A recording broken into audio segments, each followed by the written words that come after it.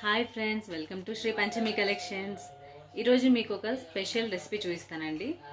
దీనికి కేవలం 3 ఇంగ్రీడియంట్స్ ఉంటే సరిపోతుంది. ఒకటి 100 గ్రామ్స్ కిస్మిస్, 10 గ్రామ్స్ దాల్చిన చెక్క అండ్ 4-5 టేబుల్ స్పూన్స్ గీ.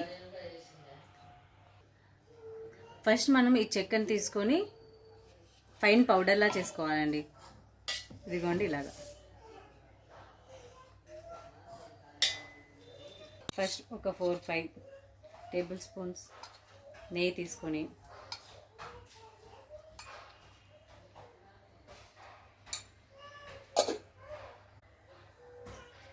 ఇలా కిస్మిస్ వేసుకోవాలండి. మనం తీసుకునేది 100 గ్రామ్స్ కిస్మిస్ అండి. 100 గ్రామ్స్కి 10 గ్రామ్స్ దాల్చిన చెక్క పౌడర్ అయితే సరిపోతుందండి.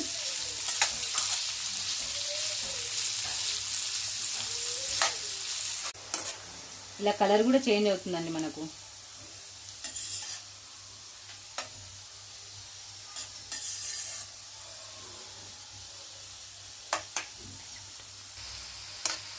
చూడండి, ఇప్పుడు బాగా వేగాయి కిస్మిస్. ఈ టైంలో మనము దాల్చిన చెక్క పౌడర్ వేసుకోవాలి.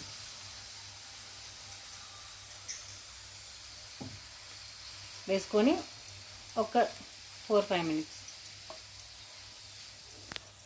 లైట్గా ఇలా చిన్న మంట పెట్టుకొని వేయించుకోవాలి.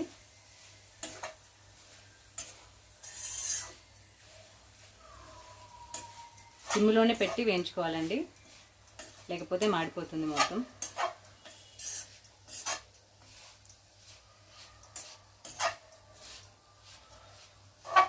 ఓన్లీ 3 ఇంగ్రీడియంట్స్తో చాలా ఈజీగా చేసుకోవచ్చండి ఈ రెసిపీ. ఇది మన డైజెషన్కి బాగా ఇంప్రూవ్ చేస్తుంది.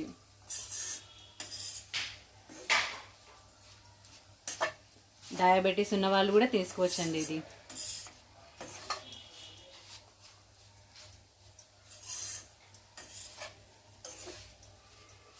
చూసారా, కొంచెం చల్లారనిద్దామండి. ఇదంతా చల్లారాక అప్పుడు మనం మిక్సీలో గ్రైండ్ చేసుకుందాం. చల్లారిన తర్వాత ఇలా మిక్సీలో వేసుకోవాలండి. మిక్సీలో వేసుకొని గ్రైండ్ చేసుకోవాలి. ఇలా మెత్తగా గ్రైండ్ చేసిన ఈ పేస్ట్ని చిన్న చిన్న ఉండలు చేసుకోవాలండి. ఈ సైజులో చేసుకొని ఎర్లీ మార్నింగ్ తినండి. చిన్నపిల్లలు అందరూ తినచ్చండి, ఎవరైనా తినచ్చు. డైలీ ఒకటి మాత్రమే తీసుకోవాలి.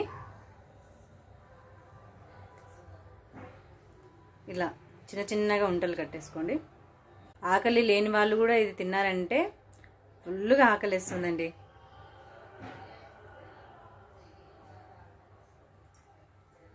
ఎర్లీ మార్నింగ్ ఇది తినేసి వాటర్ తాగేసేయండి. వితిన్ 2-3 డేస్లో మీకు రిజల్ట్ తెలిసిపోతుంది. అప్పుడే ఇవన్నీ ఇలాగా లడ్డూల్లాగా చేసుకున్న తర్వాత ఒక ఎయిర్ టైట్ కంటైనర్లో స్టోర్ చేసుకోండి.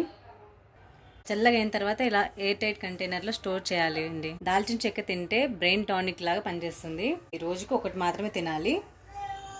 ఓకే ఫ్రెండ్స్, ఇలా సింపుల్గా 3 ఇంగ్రీడియంట్స్తో తయారైన ఈ రెసిపీని మీరు కూడా తయారు చేసుకొని ఒకసారి టేస్ట్ చేయండి. Thank you so much for watching. Please like, share and subscribe.